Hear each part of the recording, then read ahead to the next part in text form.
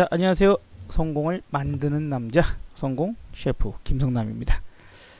지금 이제 우리가 지난 2분기 그 성장률, GDP 성장률이 속보치가 나왔을 때 1.1%였는데 오늘 하향 조정이 됐습니다. 1.0으로 0.1%가 깎였어요. 예, 조금은 하향 조정이 됐고 우리가 지금 연 2.2%를 한국은행에서 연 2.2% 성장률을 좀 달성할 것으로 봤는데 이렇게 되면 나머지 분기 3분기와 4분기 각각 0.9% 이상의 경제 성장률을 좀 보여줘야 됩니다. 성장률이 이렇게 나온다면 그나마 다행일 테지만 지금 이번 2분기에서 일본의 화이트리스트 배제, 규제, 전쟁, 도발 이런 등등등의 사건들이 포함되지 않았다라고 봐야 되겠죠. 엄밀히 8월 28일부터가 시작이니까 그러면 이제 3분기, 4분기에 영향을 미친다라고 봤을 때에 과연 이게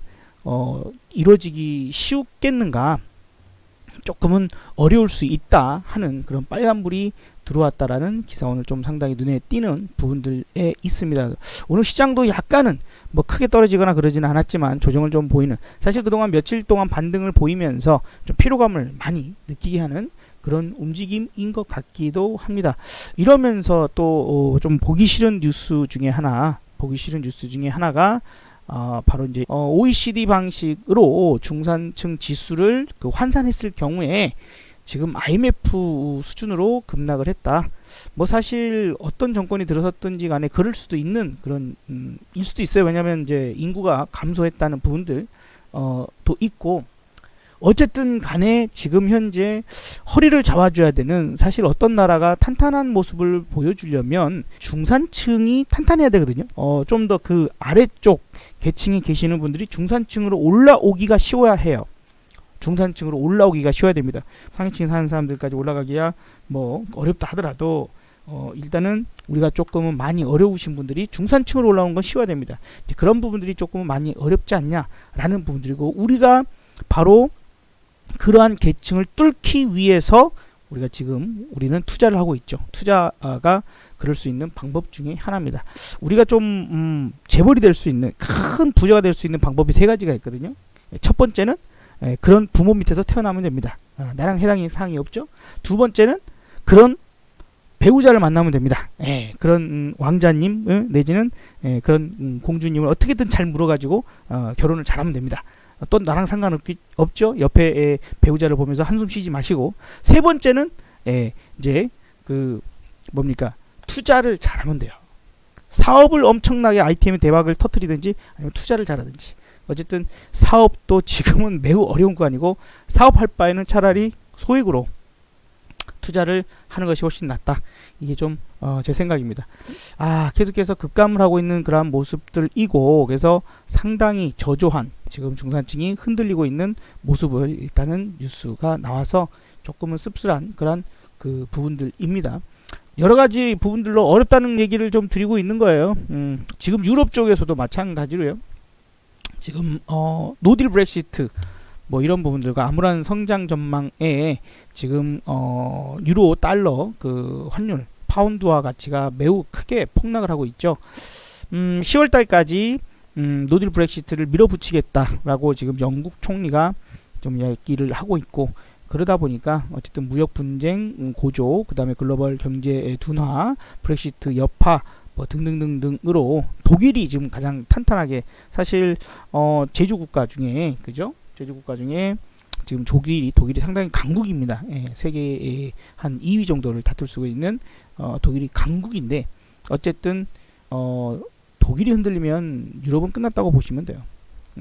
보리스 존슨 영국 총리가 어쩌고 해서 지금 영국 파운드화가 급락하고 있다 하는 부분들도 오늘 밤 미국 시장을 봐야 될 부분에서는, 어제는 미국이 노동절로 시장이었죠.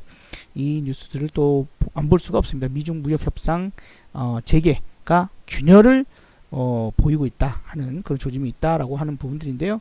일단은 이제 미국이 지금 중국에 관세를 매겼죠. 그리고 이제 중국도 보복 관세를 매기고, 이런 부분들에서 중국이 중국이 세계 무역기구 WTO에 제소를 하기로 했다라고 이제 어제 발표가 또 나왔거든요. 그렇게 되다 보니까 고위급 무역 협상 날짜가 뭐 9월 달 안에 할 거야 어쩔 거야 뭐 트럼프는 막 얘기를 하고 있는데 실질적으로는 에이씨 안 해. 뭐 날짜 어떻게 하라고? 뭐 이러고 있는 거예요. 어제 중국에서 지금 추가 관세를 밀어달라고 요청했는데 미국이 거부를 했고 됐고 일단 얻어 터질 거는 일단 얻어 터지고 그리고 협상하자. 미쳤습니까? 에? 지가 때릴 건 다 때려놓고 이제 뭐 합의하자고? 근데 그 합의가 내가 유리한 게 아니야. 중국에서도 지금 짜증나 죽겠는 거예요. 그러니까 지금 계속해서 겉도는 분들이고 지금 미국의 요구 다음 협상에 대한 일정한 협상 범위를 정하자고 미국에서 요구했는데 이건 역시 또 중국에서 당연히 거부할 수밖에 없죠. 그러면서도 중국이 미국을 WTO에 제소하기로 한 이러한 부분들이 일단 있어서 지금 시장이 기대하고 있는 여러 가지 부분들이 있겠으나 그런 것들이 조금은 어렵다라고 보는 게 일단은 맞겠다라고 볼 수는 있을 것 같습니다. 자, 일단 마지막으로 요거 하나 정도 더 보고 이제 좀 더 추가 설명 드려보도록 할 텐데 중국은 트럼프를 불신하고 있고 무역 협상에서 미국이 지칠 때까지 기다리겠다라는 그런 뉴스들도 계속해서 나오고 있는 중이라서요. 어렵습니다. 그리고 이제 홍콩 시위 관련돼서 중국 정부 시진핑 입장이라고 해야 될지 중국 정부 입장에서는 중국의 사회주의 체제, 중국이 현재 가지고 있는 중심의 체제가 홍콩이라는 예외사항을 두고 그저 뭐 대만도 이제 지네 건데 어쩌저쩌고 하고 있지만 우리가 사실 그냥 보기에는 대만은 뭐 다른 국가로 좀 거의 이 자리 잡고 있는 상황이라고 봐야 되겠죠. 어쨌든 미국이 한번 좀 국가로서 인정하는 상황도 있었고 뭐 이제 그런 것들도 골머리 아프고 죽겠는데 홍콩을 이렇게 겨우겨우 이제 100년 만에 반환을 받았는데 이거를 지금 중국 입장에서는 이거를 인정해서 얘를 통해서 버는 돈보다도 차라리 이걸 완전히 흡수시켜 갖고 중국의 체제로 그냥 넣어버려서 그냥 뭐 이런 도시로 만들고자 하는 의지가 강하지 않을까 싶습니다. 홍콩은 홍콩대로 심하게는 이제 좀 더 나간다면 독립을 요구하는 그런 상황이 될 수도 있고요. 그 다음에 이제 중국 정부는 홍콩을 그냥 흡수해버리고 싶은 그런 욕심이 많을 거다라고 보여집니다. 그래서 이 시위가 점점 과격해지는 것도 어쨌든 경제적 상황에서는 조금은 악재로 작용할 가능성도 있다 하는 정도만 보고요. 자, 오늘 밤 이제 미국이 열릴 텐데 이제 미국이 그동안 쉬었었죠. 지금 오늘 밤 미국에 대한 부분들이 지금 선물 움직임들은 어제도 그렇고 오늘도 그렇고 별로 안 좋았어요. 물론 또 어제는 또 휴장이었기 때문에 크게 반영될 부분은 아니었다라고 볼 수도 있지만 우선적으로는 지금 그 위안화 달러 위안가 지금 이제 7달러가 훌쩍 넘어서 그죠? 7.183 뭐 이 정도 수준이고 지금 원달러 환율은 1216원으로 최근 들어와서 원달러 환율이 가장 높은 또 자리까지 와가고 있는 그런 부분들입니다. 그래서 이번에 이제 그동안 못 넘었던 자리들을 뚫어보는 그죠? 1217원을 오늘 뚫어보는 관점에서의 자리를 가기 위한 하나의 부분들일 수 있습니다. 그러니까 어떤 부분이냐면 요 아래서도 올라오면서 이렇게 슈퍼맨 빤스 만들고 짜잔 하고 올라갔죠. 근데 지금도 슈퍼맨이 빤스가 만들어지고 있다라는 뜻입니다. 그래서 지난번 빤스보다 좀 더 큰 빤스죠. 그때는 이제 애기 빤스면 이제 이번에는 아빠 빤스. 그래서 쭉 하고 올라가게 되면 1250원까지는 열어놔야 되는 상황으로도 생각이 드니까 과연 이제 그렇게 되는지 안 되는지 흐름들 좀 보자고요. 저는 아직 이제 이런 부분들에서 우리나라도 계속해서 코스닥이 좀 예상보다는 많이 올라왔습니다. 많이 올라왔는데 그래도 이 정도 수준에서는 현금 확보를 여전히 말씀을 좀 드리고 싶고 지금 파동 분석 부분들에서 부분에서도 마찬가지로 변화가 없어요. 변화가 없기 때문에 뭐 자꾸 똑같은 얘기를 할 필요는 없겠죠. 이슈가 이번에 하락하게 되면은 조금은 어려움이 있을 수 있습니다. 이게 추석 명절을 또 앞두고 있기 때문에 상승에 대한 부분들, 수급적인 부분들은 조금 약하게 들어올 가능성들이 매우 높을 것 같고요. 그런 관점 부분들에서 지금 이제 한번 튀는 부분들 좀 생각을 하는 부분들도 추석 지나고 한 일주일 정도 작년에도 추석을 지나면서 폭락이 들어왔었거든요. 최악의 폭락이었죠. 그러니까 어떻게 보면은 지금 약간 비슷한 게 이번 하락과 상당히 흡사한 것이 지난 우리가 7월 8월 초까지 떨어졌던 모습이 이 정도 모습 떨어졌던 그죠? 그리고 지금 이렇게 횡보하면서 이렇게 올라온 이 정도 수준까지 왔어요. 이제 우리가 한번 푹 떨어졌다가 반등 크게 하고 크게 떨어질 거다라고 예상을 하고 있었었는데 이게 좀 생각보다 늦게 나오는 그런 부분들 오파가 어쨌든 이게 지금 부분상으로 이 상승이 생략돼 버리고 요 하락이 여기 이렇게 붙어버릴 수도 있거든요. 지난번 여기가 추석 명절이었어요. 추석 명절 끝나자마자 딱 하루 올리고 폭락시켰거든요. 그래서 어쨌든 조심합시다.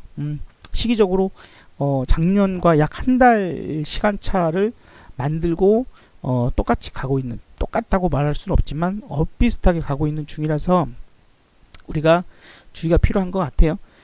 진짜 다시 한번 작년 모습하고도 한번 잘 비교를 해보세요. 그러면 조금은 제가 말씀드리는 것이 지금 여기 하락이 여기 하락 부분들 그죠? 요거는 2월달 하락 그죠?